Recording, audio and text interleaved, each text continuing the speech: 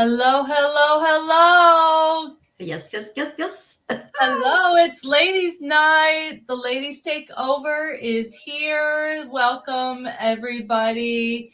And I'm so happy to have you all here. Please be blowing up the comments and letting us know you're here.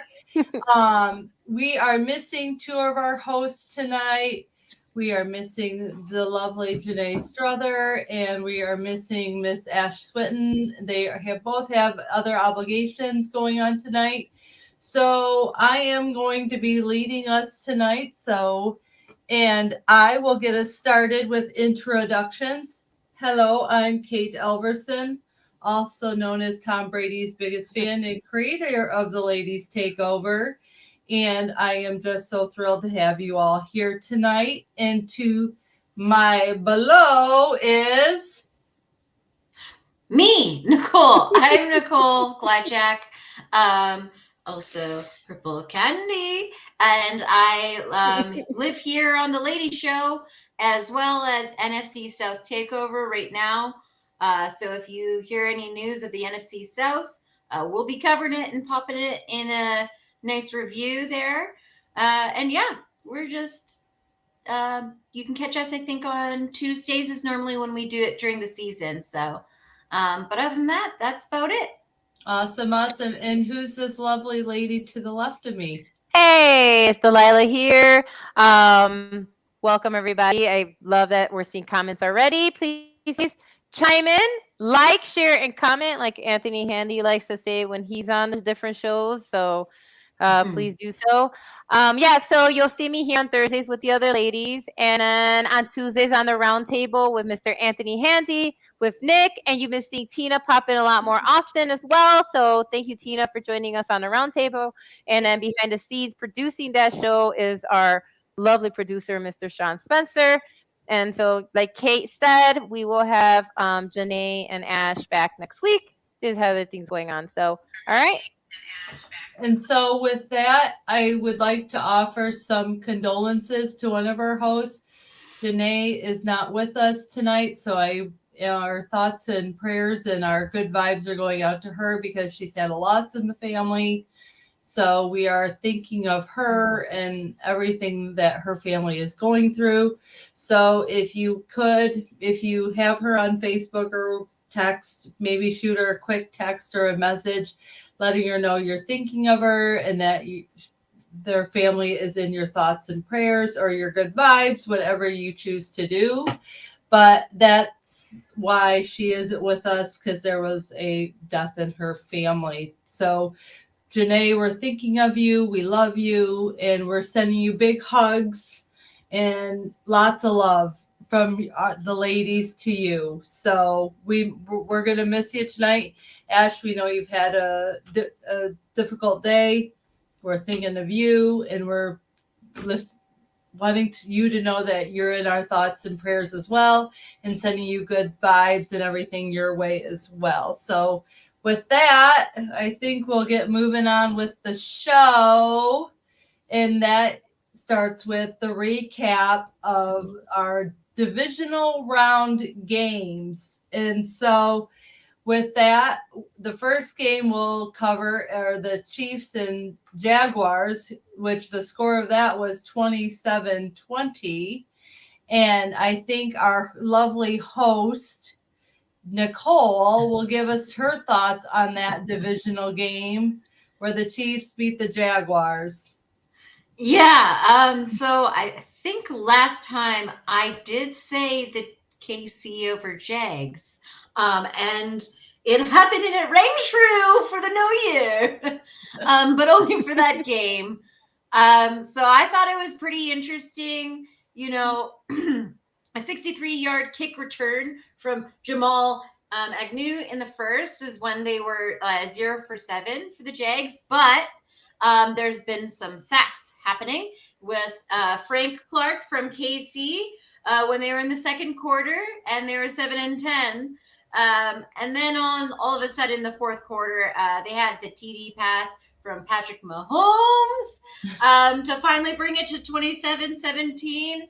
And then they ended up the Jags only gave, a feasible a little amount. And I'm sorry, Lawrence. I now know who you are, though. At least, and hey, that's a good sign. And I do apologize for the Jaguars, but now I bet you're on everyone's radars. And yeah, go Mahomes, go. Very nice. Yeah, that was a good game. I was really thinking if maybe the Jaguars had a tiny bit more time, they could have came back and tied it. But when the clock runs out, the score is the score. So moving on to one of our other divisional games was the Eagles and the Giants. That score was 38-7. I don't know what happened to the Giants and where they were and if they decided not to show up. But Delilah, give us your thoughts on this game. Yeah, I think Eagles came in to prove that they earned that number 1 seed, right? Everybody was doubting them. Everybody kept saying like, "Oh, you played easy games," and all of this stuff, right? And like Jalen, oh, isn't that great? You know what I mean? There's just a lot of like negativity following the Eagles, and I think that they came in saying, you know what, we're going to shut all that down. And so they took it out on the Giants. They said, all right, we're going to take it out on the Giants. And now no hate on them getting there, because kudos on Brian DeBoer and that whole system of putting a great team together that they actually made the playoffs. So awesome on that. But I think that the Eagles really wanted to prove to people that, hey, we are the number 1 seed for a reason. And they decided to, you know, pull all the stops with their defense, because the fact that, you know, the Giants only scored 7. That means they contain everybody, including Saquon that we talked about, who's been really good this year, right? And, you know, is in the running for a comeback player of the year. And so they contained all of the Giants playmakers, keep them from scoring, only getting 7 points, you know, that whole game. And then all their playmakers decided that we're going to get touchdowns. Like they had 3 rushing touchdowns, right? We had, and, you know, interesting enough, it wasn't Miles Sanders, who normally has, you know, multiple touchdowns, you know. But, you know, Kenneth Gainwell got a rushing touchdown. Jalen Hurts got a rushing touchdown to remind people, hey, I'm here. I can do this too. Boston Scott got a touchdown. I bet you no one knows who Boston Scott was until he got that rushing touchdown. You know what I mean? Devontae Smith, we know who that is. He got his, you know, he got a receiving touchdown. Dallas Goedert got a receiving touchdown. And so basically they kind of showed up and showed out, and they were like, we're going to make sure that people remember who we are and that we earned our spot. And I think that's really what it was. I think the Eagles really wanted to, you know, prove a point. And to me, they really did, you know, and so kudos to them. So that's how it went down. That's why it was 38-7 game. They just completely shut down the Giants. And let's face it, those games the Eagles lost, they didn't have Jalen Hurts playing those games. The difference maker that he is in that lineup is just so crucial to that Eagles team and the organization, because when he's out there playing, I mean, love him or hate him, he is a very good quarterback. He is a very versatile, very good quarterback. And it's proven why he's up for MVP for the regular season. So we'll see if he wins that award and wins something else. And Nicole, what is your thoughts on that game? I just noticed there was a rift in the galaxy that the New York Giants, the only time they scored was on in the 3rd period, when the only time the Giant Eagles didn't score was the 3rd quarter. Sorry, not period. I'm thinking hockey. It's all right. Was the 3rd quarter. So I just thought that was really weird and odd. No other points, and it was just that 3rd quarter. So I wish that 3rd quarter would have been the whole game for the Giants, but didn't work out. That's okay. 5 touchdowns. Didn't know that could happen in the playoffs. That's it. Yeah, your Dr. Jones, Mr. Jones, I'm sorry that he didn't come through for you this week, because I know you had high hopes in him. I mean, I just met the guy, or just, you know, knew just next year, you know, now they are on the radar. Jones, if he stays, I don't know. Right, good point. We'll have to see what they do in the off season, if they don't, what they do with the organization and where they decide to go with quarterback, if they stay with Daniel Jones or if they go somewhere else. But yeah, I was pretty shocked with this game in a way because I thought the Giants would try to put up some sort of fight. You've had their coach, Coach Dable, who's been an amazing coach all season long with them. And I just was a little surprised that his playbook went flat, like super flat. And I thought there would be more of a fight, more of a competition here. And I expected a little more from Saquon Barkley. Like he's been balling out all season to, like Delilah said, come into the play for comeback player. So anyway, it was pretty amazing to see that they got trounced the way they did. But I mean, it just proves what I've been saying all season long. Fly, Eagles, fly. They've been flying. They've been soaring.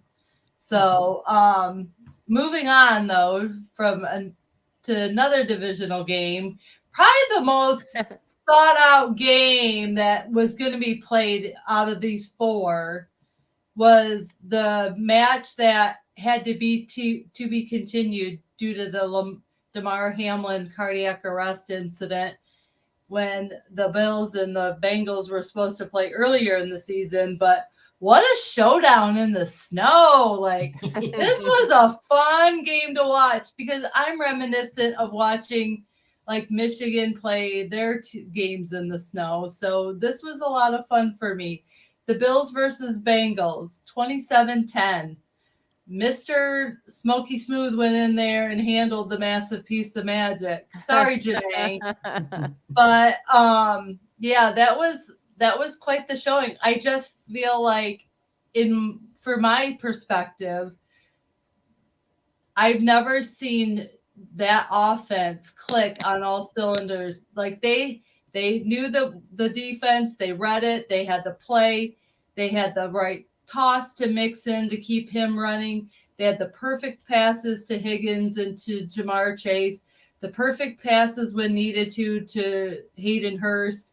They just had all their weapons and give it up. They've had a very wounded on and off all season offensive line, and they didn't have some of their pieces in these divisional games. And for that offensive line to step up and protect Joe Burrow the way they did in that game was pretty impressive because when you look at teams like the Eagles who have had this really good core offensive line all season long, and they've been playing so well, and to go to the Bengals where they've not had that, and to see them playing like they knew they wanted this game, so they were going to protect Joe at all costs. And that defense did amazing against the Bills. Just had, I'm sorry, they had Josh Allen rattled. It was like, it wasn't what I was expecting. And I know Damar Hamlin was in the building, and I felt like that there was everything going against that the Bengals could lose this because of that momentum and all of that inspiration and all of that motivational to win that game. But in the end, it was all Bengals. So Delilah, tell me what you think about this one. Yeah, so like I did like I was 3 out of 4, by the way, for the divisional games because I really thought the Bills would come out on top. Everything favored them, right? Like they were playing at home, the snow weather, they're known for that. You know what I mean? Not discounting, I'm from the Midwest. I know we get snow and wind here, but when you think about Buffalo, literally upstate, they're basically in Canada, okay?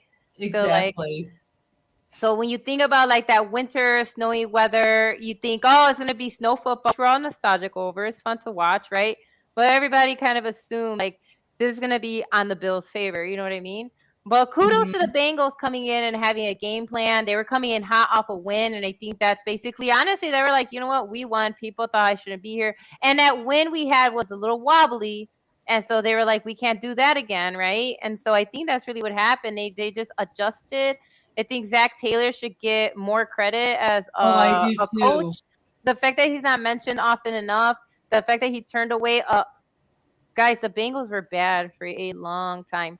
Just, they also wore the brown bags over their heads too. Did you know that? Yep. Like it was, and so Mhm. like, they were a bad team, and he turned that team around, and in a couple of seasons, he went to the AFC Championship with a quarterback that they didn't know was going to come back, and all the way to the Super Bowl, right? They Right. weren't sure how he was going to do because he was he came back from an injury, but then they repeated, and like I agree, I wasn't sure if they could do that repeat performance because it is hard to do. That's really what it is. It's really hard to go back to back to back, that far into the championships and to the Super Bowl. And so I really wasn't sure. So I was a naysayer, but I was like, we'll see. I don't know. But hey, they adjusted well. Zach Taylor did a good job. Like I don't know who the defensive coordinator is, but he really stepped up for this game because they were all over. Definitely. They were all over Josh Allen. They sacked him once, but outside of that, they pressured him a lot. They contained him. Again, they were all over Diggs, right? That's why Yep. Diggs was upset at the end of the game because he really couldn't, capitalize on those catches. They shut down everybody that they needed to, and so they won that game handedly. I mean, 27-10. So Yeah. kudos to the Bengals having a good playbook and just following through and not taking the foot off the gas. So Oh, and Mhm. when they originally were supposed to play, I said earlier a few shows ago that I felt they had the momentum going with them during that game before DeMar Hamlin had his cardiac event. So I had a good feeling that after seeing that momentum the first time, that they'd carry that momentum over. And Joe Burrow's a different quarterback. He's just got that calm about him for only being in his third year. I mean, kudos to him for being so patient and calm and having that wherewithal within him to play more like a veteran in the league than as more of like a third year quarterback, because that's not easy to do in this league. And when you're going up against a team like the Bills that were preseason predicted to go to the Super Bowl and everybody had them. So I'm pretty impressed. Nicole, give us your thoughts on this game. I'm curious what you think. Well, I thought it was the CFL with all that snow, which is our Canadian NFL. And I thought he handled it really well with even the conditions. And I don't think people don't talk about the weather conditions, as much as maybe someone should give credit, because for some reason they still like playing football outside. In some fields, it's part of their franchise, and it is part of kind of their culture and geographically, like where they all are. And it plays a huge strategy into their game. So I thought was, I was a little worried with Burrows coming into this game with that in effect, but they pulled it all through. Yeah, Chase too as well, I thought was quite interesting. But yeah, there wasn't too much going on with Bills. I think where it really hit them was their rushing yards. And I think that's how they ended up getting it done. So, I mean, thank you, Bills.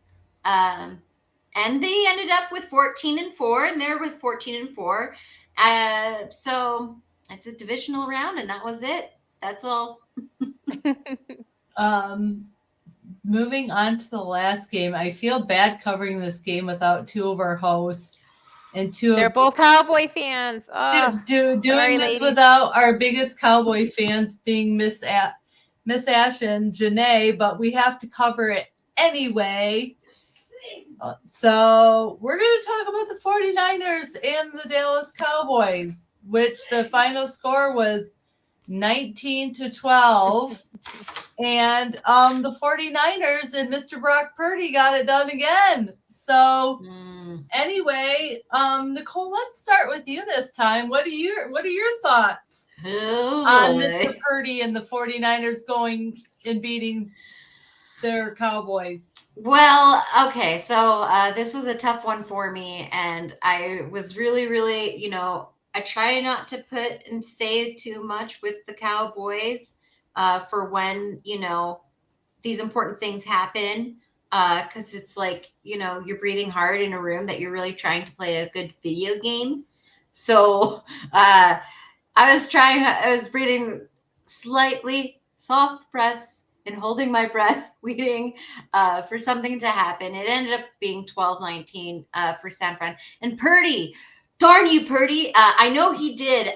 He made a rookie mistake, though, that I hope he was making more rookie mistakes for the play clock in the very beginning. I don't know if you guys watched the game, but there was a point there where it's actually, I learned for when the ball, they look at the play clock, then they look down for it to be, a delay of game, as well as where it's thrown. He ended up with 1 second left because as you throw and it goes, even if the ball goes outside of the line, it's when it hits and hits, that's when the time stops. That's what I found out anyways. So he threw quite a bit of distance outside of the boundaries, which ended up leading to more of a, lengthy time and holding that ball when he shouldn't have. So they see the cracks of you, Miss Birdie. But for the Dallas Cowboys, I still have to say they're the only team in the NFL history to record 20 straight winning seasons from 1966 to 1985. And by golly, it's going to happen next year. So that's all I got. You heard it here first. She's saying the Cowboys are going to do I it love next year. Yes. So There you Delilah, go.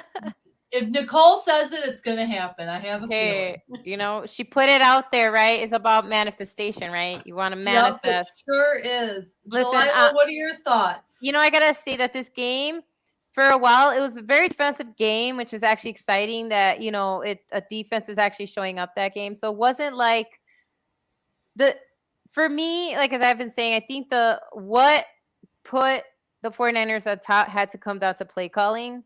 Shanahan was the better coach. It's just that's really, in my opinion, really what happens. The defense for the Dallas really pressured for a long, long time. The 49ers is the first time in a bunch of games that I actually saw Purdy flustered, right? Nervous. Because we have to remember this kid is a rookie and you could see it, because it's a high pressure game. You could see he made mistakes, right? He had the fumble loss. And so, he got sacked. It's like the first time I actually really saw him ruffled. And I was like, oh, Dallas got this. You know what I mean? Like they actually might get this game.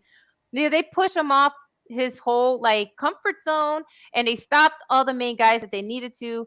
Debo, we know he didn't start really getting his feet going until the second half of the game. Same thing with CMC. They really did a good job of containing all their main guys. But what Shanahan did is he kept chipping away at that. And then the turnovers that they had, the two that they had, they turned it into points. It was field goals, but they were still points, right? They got 6 points out of that, and then what really re-energized to me, which was the best play of the game, was that Purdy pass, wobble pass, catch to Kittle, right? By the way, that pass was crazy. Kittle didn't get a touchdown this game, but he was where he needed to be in that second half, right? He picked up a lot of yards in the second half. He got going, and that deep pass and that wobble catch, which I'm still trying to understand how he even caught it, but he did. And that was right towards the end of the third quarter, which is why fourth quarter, right there on the other side of the field, 2-yard rushing. They gave it to the guy, CMC. He got that 2-yard rushing TD. And honestly, that's really what turned the tide and why, 49ers came on top. But other than that, Dallas wasn't out of this game. They really weren't. They were in it to the end. And it's just that second half, especially that fourth quarter, just 49ers got going. Shanahan actually, got that run game. He never gave up on that run game. No. And so that really made the difference. He made sure he knew eventually you're not going to contain CMC for long, right? So he's like, you know what? We're going to try anyway. It was going to be him or Debo. One of those two guys were going to get that touchdown because even though Debo didn't get a touchdown, he really started getting his feet, right? He started getting going too. Did. And so that's really to me what made the big difference. And so that's all it was. So Dallas, it was a hard fought game. You guys really were in it, and it's just the play calling. We know that all the Dallas fans out there know that I'm talking about the coaching and the play calling. That really was what made the difference, and that's it.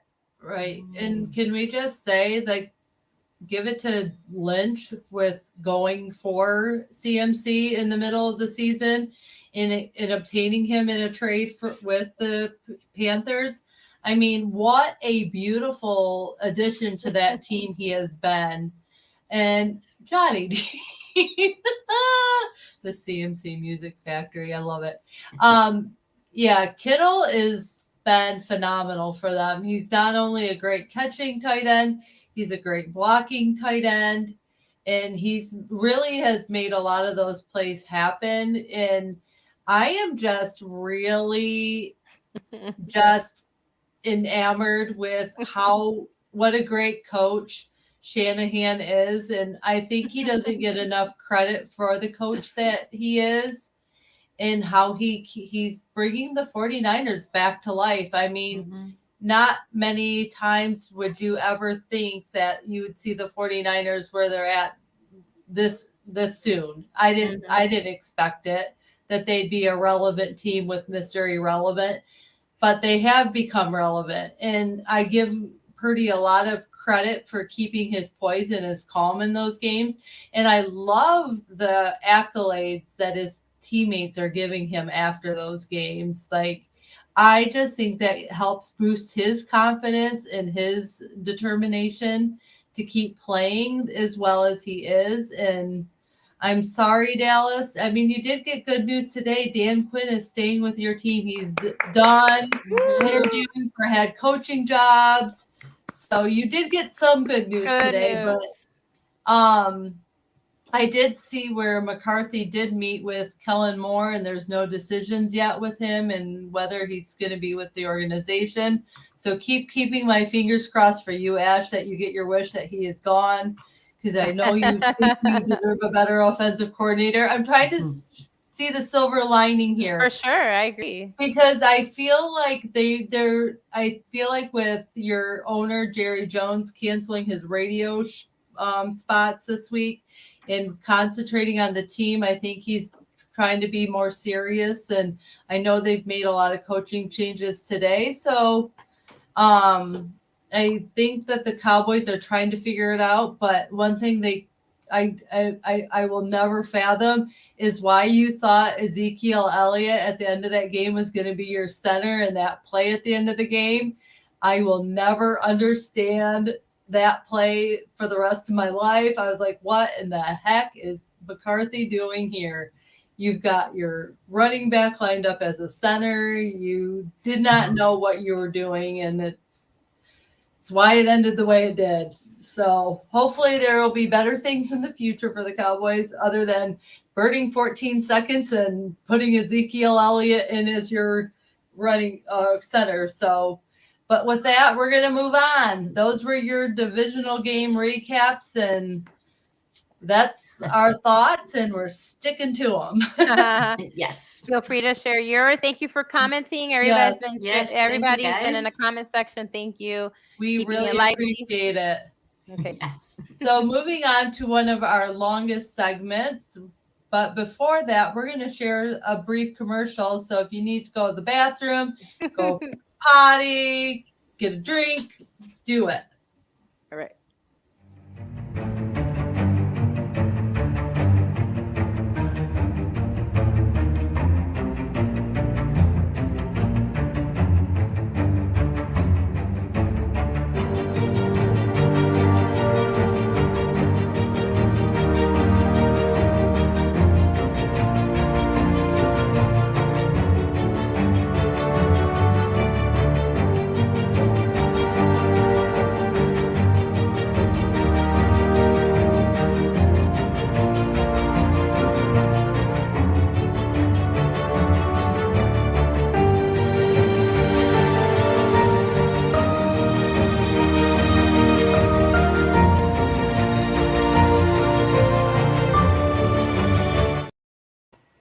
Welcome back. Thanks for sticking with us. But moving on to one of our biggest segments of the show is the lady in the NFL, the woman in the NFL, and our lovely Delilah Crespo is going to be covering Our Lady in the NFL. So take it away, Delilah. All right, before we do, just this quick clip. I'm all about women empowerment. I mean, it's one of the things that I talked about with when bringing this topic into this group.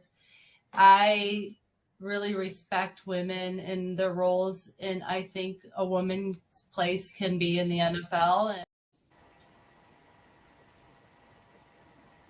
All right. Just to, give you a little piece as to what we do and why we cover women and how important it is. And so, all right. So today I'm covering Diana Russini. Everyone should know who she is. She's an NFL ESPN reporter. You always see her get on the sidelines. She always gets the best interviews. She recently made the news like during the Bills win because she was riding on fans' shoulders.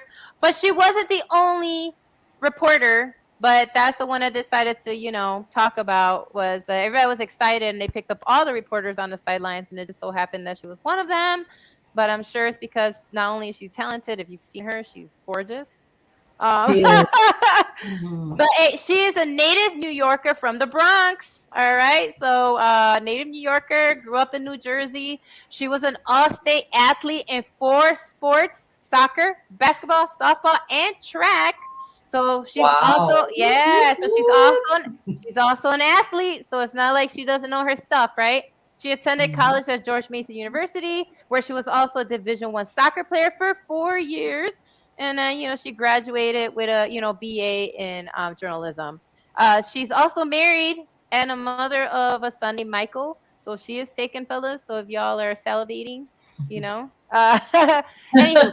but again, as I said, she is an NFL reporter and a host that contributes to ESPN's year-round pro football coverage. She joined them in 2015. She has a multifaceted role, so she's not just doing one thing. She's reporting, she's news breaking, she's hosting, she's an analysis. She also does features. She contributes to NFL Live, Sunday NFL Countdown, Fantasy Football Now. So, that's important because, as you know, Ash loves fantasy football, one of our co-hosts, and she has a show with her husband. And so here we have another woman who also loves fantasy football and talks about it. She also is in Get Up as well, Sports Center and ESPN Radio. Russini has covered the Super Bowl the last 2 seasons for ESPN. She worked her first Monday Night Football in 2019 as a sideline reporter. She secured multiple interviews on Sunday NFL Countdown. It takes place hours before kickoff. She has interviewed people like Steelers coach Mike Tomlin, Kevin Stefanski, Titans Mike Vrabel, Super Bowl championship Rams head coach Sean McVay. So she's not just talking to players; she also is talking to leaders, right? The coaches in the game. Russini has broken multiple NFL stories, including the 2022 Eagles trading for A.J. Brown from the Titans, right? She was one of the first people to talk about that. She also was one of the first people who actually reported on Aaron Rodgers' new contract, right? Got the details about that, when he stayed with the, Packers this past season. Also the injuries that happened to Matthew Stafford. And so she actually gets a lot of features and she really does a lot of breaking news stories. Russini debuted as an Around the Horn panelist in 2019. She's also hosted ESPN digital shows, including a 2019 ESPYs Red Carpet special. In 2020, she contributed to the Monday Tailgate, which streamed on ESPN social platforms, as well as on their app. Prior to that, she was a sports anchor in Washington, D.C. She also worked as anchors in NBC Connecticut. So she basically has just so much experience and she's fun to watch and she gets all the breaking news. And that is Diana Russini. Woo! Yes, Diana. She's amazing. And like we said in the pre-show, I can't believe we waited this long to cover her because she's been around a long time. And she's so good at what she does that I give her kudos. She's one of my favorites to watch, so I'm shocked we haven't picked her. But Nicole, what are your thoughts? I did some my research into researching her, and I just I went off a couple articles, and what I thought was kind of cool, because I know we do cover the women in the NFL, and she's been with ESPN since 2017. And I guess they announced in 2021, when she was having her baby, that they're like, you know what, let's just extend it for a multi-year extension to remain with us at ESPN, so that even after, when just going and having baby and kid and stuff, and they're like, no, we want you right back, and we're gonna miss you in that time frame, and we need to seal the deal because we're gonna miss you so much. So I thought that was pretty cool, that with work, and that it is in ESPN, that they did that, and I think that's a really good role model to follow. So yeah, I thought that was cool. I wholeheartedly agree. I think Mm. she is worthy of her praise, worthy of the contracts she gets, and worthy of being covered as one of our NFL women. So, oh, good Lord, Scott I Thaler. love Anyway, but moving along to one of our other big segments on here, and that is the cause in the NFL. And so tonight I'm covering that cause, and that is the Payback Foundation, and that is Peyton Manning's foundation. He and his wife Ashley established the Payback Foundation in 1999 to promote the future success of disadvantaged youth by assisting programs that provide leadership and growth opportunities for children at risk. It is a contributor in Colorado, Indiana, Tennessee, Louisiana, and beyond. It provides more than $15 million in grants and programs since it began. The Payback Foundation reaches children and families of all backgrounds. The foundation strives to make opportunities where children can learn and grow when they might not otherwise be able to participate. It looks strongly upon abused and neglected children, boys and girls clubs, after-school programs, summer camps, and foster children. And the biggest thing with the abused and neglected children thing is, like, teachers can anonymously call and let the foundation know that they know of this in a kid's family, or there's a kid that is in need, and the foundation will definitely take whatever the teacher says or the educator says, and Peyton is right on it to make sure that this kid is given better opportunities and whatever he needs to really survive and thrive. That's another thing they're big about, is surviving and thriving and becoming better than what the circumstances that they're living in. So it's pretty amazing that Peyton saw this vision and saw this need in all these different communities that he's played in, whether it be college or professional. And the neat thing is that he does check up on the kids that he has sponsored and families that have really touched him. So, and the fact is that he does look into foster children as well. So he sees the kids that have all different backgrounds, and he really thrives to make sure that these kids are given every opportunity to succeed. Peyton not only supports the Payback Foundation financially, he's the president. He is active in all decisions concerning initiatives and continuously seeks new opportunities in organizations to further the success of the foundation. So he does not let anything get approved without him being a part of it first. He's just not about, oh, do whatever you want. He is actively involved in this on a day-to-day basis. The different Payback Foundation programs and events are the Peyton Manning Children's Hospital at St. Vincent. He provides a full range of pediatric services and making sure they have state-of-the-art equipment.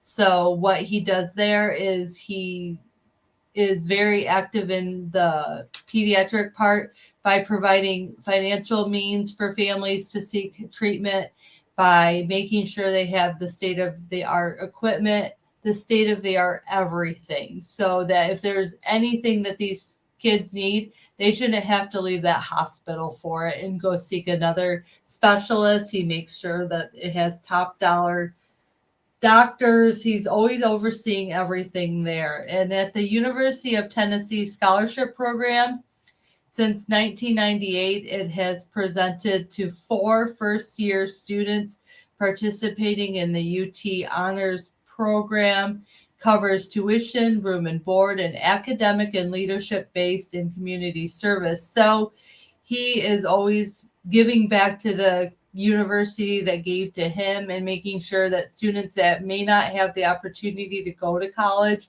can go to college, and they can go without any financial burden when they leave the college.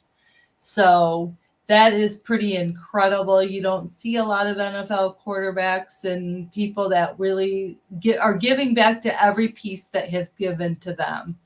So, and then from there, he has his Manning Passing Academy, which helps high school athletes reach full potential for over 20 years.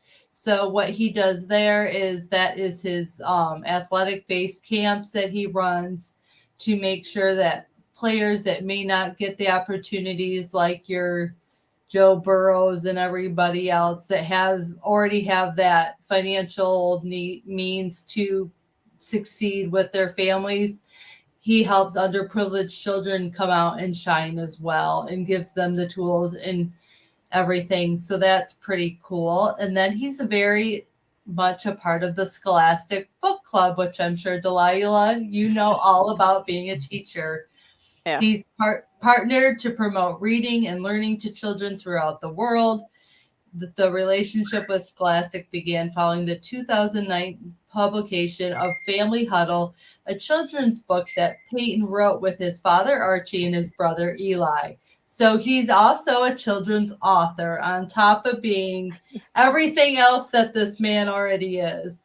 And then there's the Ticket Incentive Program, which provides disadvantaged children in Colorado, Indiana, and Tennessee the opportunity to go to Broncos, Colts, and Volunteers games.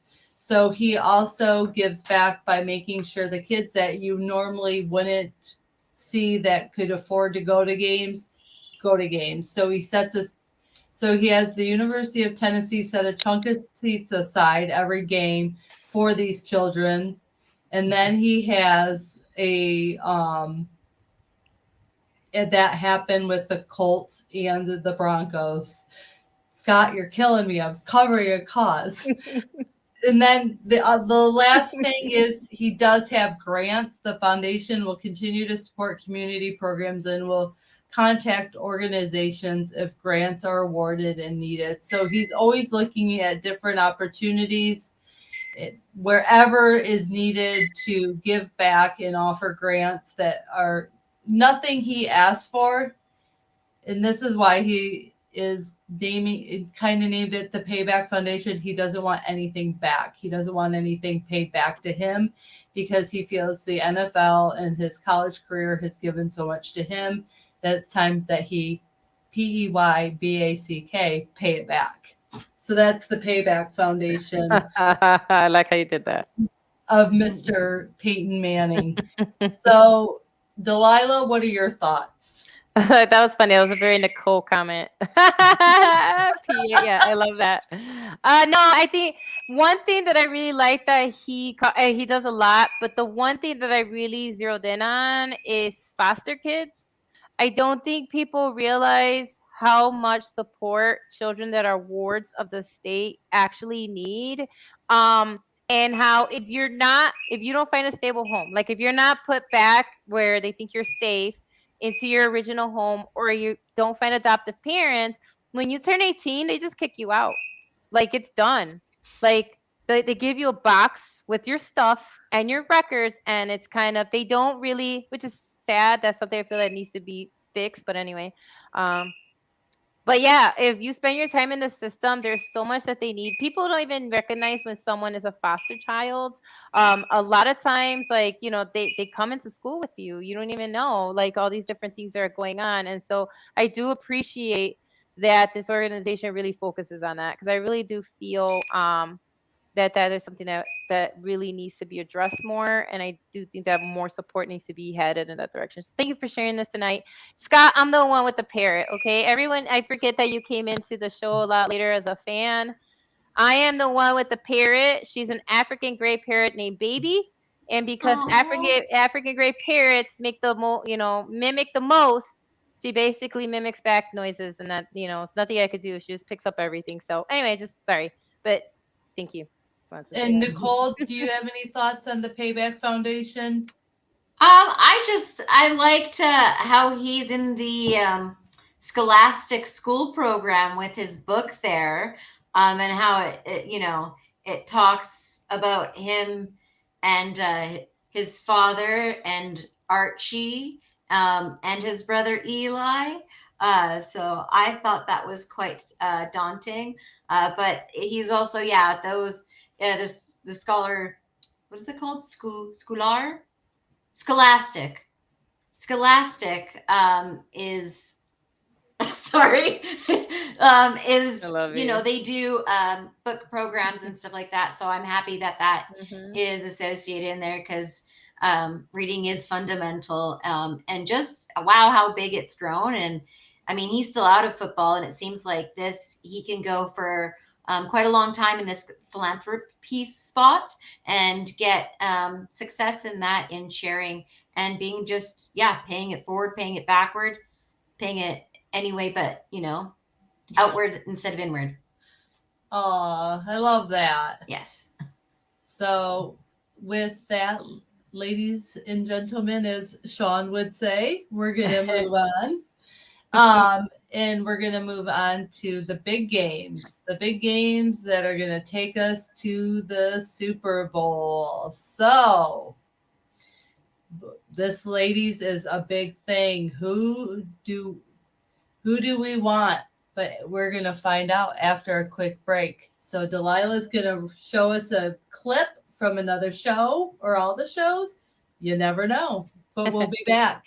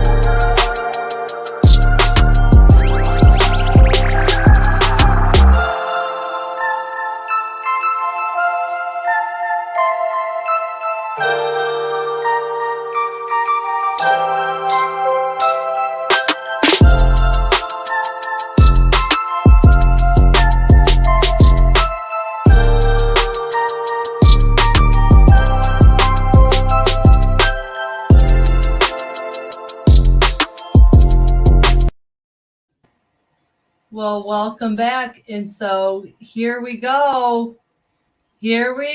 Conference Yes. 15 predictions. Yeah. Let's see who we have going to the big game. So with that, let's start with the NFC. We're going to go NFC first. We're going Mr. Purdy versus Mr. Hurt So Good. So we have the 49ers and the Eagles. So, ladies, I'm going to let you guys go first. Nicole, do you have Mr. Purdy or Mr. Hurts? I do Want to shout out good peace and love to you guys making it this far. Congratulations. But there can only be one title. That is one. And I hope that they get a big, huge heavyweight champion belt like they do for the sumo or wrestlers. Because I think that KC is going to, no, wait. I think San Fran is going to make it. It's okay. Yes. Brock Purdy, he's going to take it. You know, if he could do it. I don't know. I'm hoping for the best. They got away with 3 different starters starting the season. Brock Purdy is also nominated for the offensive MVP. So I think I'm putting my whole heart and eggs in your basket, case San Fran. Clearly, you know where my head's at. But yes, I think they'll take it. Do you want an accurate score prediction or no? Sure. If you want to. Okay, I never predicted like the Eagles would, but I'm still gonna go a good 28 to I'm hoping 28 to 24. All right. Nice. It'll be a tight, close game. That's tight. Yeah. So Delilah, who do you have? I'm going with the Dirty Birds. Oh, sorry, that's the wrong team. They didn't make it. No, I'm sorry. No, I'm going with the Eagles on this one. Like, I get it. Listen, I'm not hating on the 49ers. I think they've done really, really great. I do think they're going to put up a fight because their defense is ridiculous. But I think that, like, you know, I think that the Eagles proved against the Giants that they can bring their defense to play as well and stop stuff. And so I don't think we'll have a close scoring game like we did in the divisional game. I mean, it'll be close, but I don't think it'll be that low. I think we will hit in the 20s, honestly, possibly even to the 30 range. I do think that both teams will ball out. And so I am predicting the Eagles win. They'll win by a field goal. Ooh. I'm not going to give you an exact score, but I will say Eagles by a field goal. All right. I am going for the team that wears the pretty gold and red uniforms. I'm going with Mr. Purdy. Yes. I just have a feeling there's so much good mojo and juju and everything going their way since Mr. Purdy took over. Mr. Iowa State took over. And you know, Purdy and Hurts played against each other in college. When Oklahoma took on Iowa State, they played each other. So anyway, but I'm going to go with the 49ers on this because I just have a feeling that their defense will shut down that Eagles offense. And I just have a feeling that Kyle Shanahan will come out with a better game plan than Nick Sirianni in this, and that the 49ers are going to the Super Bowl. All right.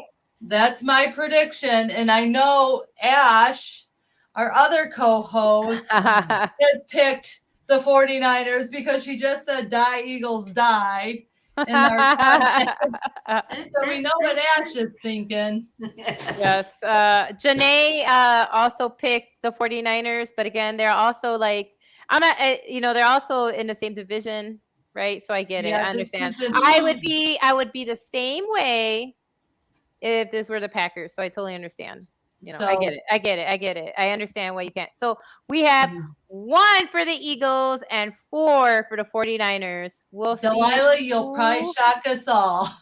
We'll see who is right. So those are your NFC championship game predictions. So moving on to the Chiefs and Bengals, I think, Nicole, this is your chance to say that word you've been wanting to say all game.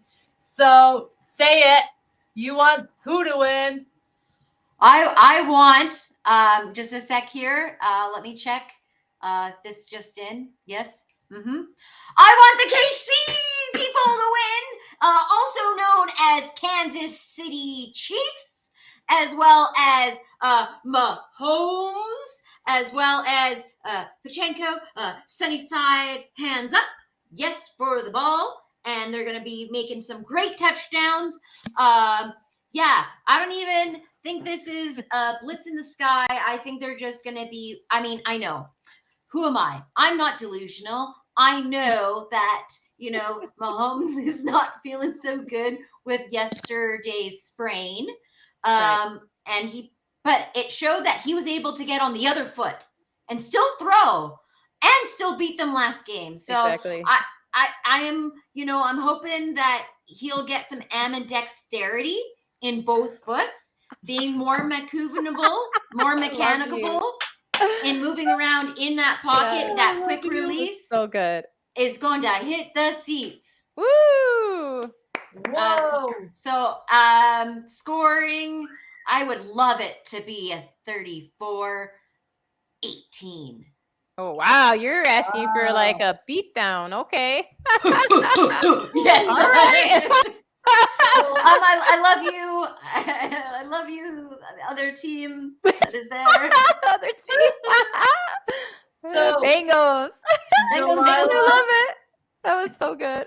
Delilah, who do you have in this matchup? Oh my God. Sorry. I'm going to go with Patty Mahomes. Okay. No hate on Burrow. I know that he's beat him before in the regular season. I get it. I'm not hating on the Bengals anymore. They made it all the way back-to-back AFC championships. But I really do believe that Patty Mahomes is a better quarterback than he's been in years because he lost the crutch, which was Cheetah, Mr. Tyreek Hills, made him look at different places. And like Nicole said, on one leg, hobbles, got that TD in the end zone anyway. And so I think he'll still pull out magic. And that's why I am going to give the edge to KC. But I do think it'll be I think this will be the shootout game we've been waiting for all these past games. I think it will be a shootout. I think it's going to be a high-scoring game on both ends. I'm going to give it to KC by a touchdown. Wow. So this is my thing. Joe Burrow goes up to Patrick Mahomes and goes, knock, knock. Who's there? Owen. Owen what? 0-4. So my theory is that it's not Arrowhead, it's Burrowhead Stadium that they're going to be playing in. And that Mr. Burrow is going to go in there with Mr. Chase, Mr. Higgins, and Mr. Boyd, and Mr. Mixon, and Mr. Purine, and Mr. Hubbard, and Mr. Bates are going to take care of the Kansas City Chiefs. And it's going to be the Bengals winning this AFC championship game. And they're going to go to the Super Bowl because I have all faith in Zach Taylor. I have all faith in the way that Burrow's been playing all season long. And when everyone doubted that they'd get this far, there was one girl in this family that said, you watch, they're going to go. And they're going. So I have the Bengals going all the way, and I am so excited to say that my sister, who's not with me tonight, and if she were here, I'd send her a big hug, Ash Swinton, has the Bengals going to the Super Bowl as well. So, all right. Miss Janae Strother also went with Smokey Smooth, as Kate named him. But yeah, so 3-2. So it's more evenly split. It's not like the NFC game. So this is more evenly split. So 3-2. Nicole and I picked the Kansas City Chiefs because I can't speak right now. Sorry. And then Kate, Ash, and Janae both went with the Bengals. So we'll see. Sunday, there could be two fun games to watch, I think. So we'll see who makes it to the mothership, all right? yeah, stay tuned for our next show to see who we pick for the Super Bowl. But on to our final segment, which is Ladies Have the Final Say. This is where we get a chance to share what's on our hearts, what's on our thoughts, and where we're at for the day. So, Nicole, take it away. I didn't really have much to say. I'm looking forward to Halloween and costumes already, but also to celebrate. As also, I just want to shout out happy Chinese New Year. I know a lot of people were celebrating on the weekend, and it is the Year of the Rabbit. So I just wanted to highlight that they're saying the rabbit is clever and energy, lots of good chances for promotions, good jobs, friends, money too. And I hope that means good things for the Saints. Love it. But yeah, I just wanted to give some shout outs, peace and love to everyone who's celebrating the Chinese New Year or had that time with their family. So yeah. Very nice. Mm. And Delilah, what do you have for your ladies have the final say? I love that. Fun fact that in Vietnam, they also celebrate Lunar New Year. And for some reason, they try to explain the history, but for them, it's the year of the cat. So if you're a cat person, Vietnam, for them, the New Year is year of the cat. So kind of cool stuff going on. We had a lot of fun stuff happening in Chicago because we have a large Asian community. And so a lot of fun stuff happened. So I agree. Happy Lunar New Year to all those that celebrate. What I wanted to say, I didn't get to go into this deep because on the roundtable, but something I wanted to say because I did attend a webinar that had to do with happiness being a discipline.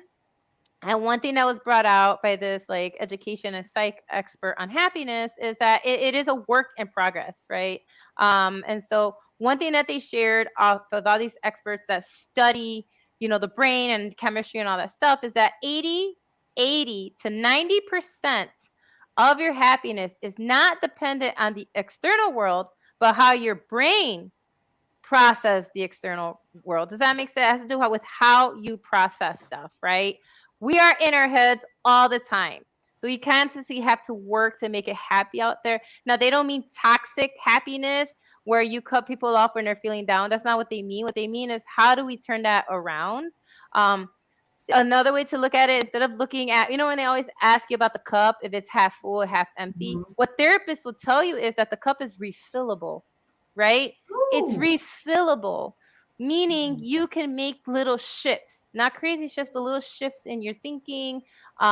Instead of going, what if, think about even ifs, right? Helps us through or what is happening, right? Versus kind of the what if the worst thing happens, right? And so to kind of shift your mentality to the, even if this does happen, then what, right? You know what I mean? So kind of help you process. And so it's shifting the way you think, the way you speak, right? Another thing that they gave, another example is when you wake up in the morning, decide how you want to feel when you go to bed, right? And so decide how you want to feel before you go to bed. And so that means like your day is going to be, even if it's the most awful day ever, right? But in the morning, you said, today I want to feel connected. Then the idea is before you go to bed, how did you make connections? Because I bet you did, right? But you didn't have time to decompress and really think about the connections that you've made throughout the day so that you go to bed feeling connected. Does that make sense? So like, happiness isn't always given. It is hard work. And this is something, again, that a lot of therapists, because I am a really huge proponent of therapy and psychology and working your way through things.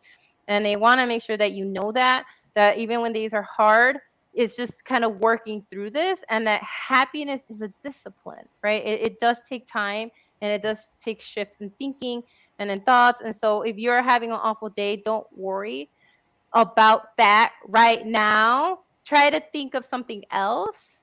Like, how can you shift your thinking and your mentality? Accept that you're feeling bad that day, but then like, what is something else you could think of? So basically be part of your own rescue, right? It's kind of that whole thing is that it's thought of. So again, not toxic positivity, because I don't believe in that, right? Well, more of working on it, right? Happiness doesn't happen magically. And the more people realize that, I feel the more well-adjusted adults we will be. So anyway, I that's my love final statement. that. And so for mine is take each day as it comes and take each situation as it comes and really just analyze whether it's healthy for you or it's not healthy for you. If it's not healthy for you, it may be time for changes. And change is inevitable and change happens. And you got to be willing to say how you're going to handle it. And I know for me, with my daughter graduating high school, we just planned her open house tonight before I got on the show, and all the changes and how I'm going to embrace those changes. Look at it as a new opportunity to really challenge yourself with every change, to see the better, to see it as a positive, not always as a negative, and to see that everything is going to be okay, because that's what we're trained, is that every little thing is going to be okay, and it is going to be okay. And so just embrace change, embrace that it's not always bad. It can be very, very good. It can be very, very positive. And just know that every little thing is going to be okay in the end. Not everything that comes in our life is for the bad, but it can help you see the good, and it can help you see the new opportunities that you have coming for your life. So embrace change, see the good in the change, don't fear the change, and know that change is sometimes for the best and for the good. So that is my final say. Embrace change. Yay. Because when you embrace change and you don't see the negative in the change, and you can embrace the good in the change, every little thing's going to be okay. I love that song. Every little thing's going to be okay, because everything's going to be okay. Change is okay. So with that, ladies, thank you for joining tonight. Thank you. Thank you for adapting to the change that we had with 2 less hosts tonight. See, we handled it just fine. We persevered, as Delilah has told us in different final says, to persevere. And we did, and we're here. And I appreciate you both for sticking with this tonight with the change. See, change can be okay. And so with that, folks, thank you for tuning in. Thank you for liking the show, sharing the show, tuning into the show, and being in our comments tonight. We love you, and we will see you on the 2nd. So with that, good night. Good night. Bye. Bye. Bye.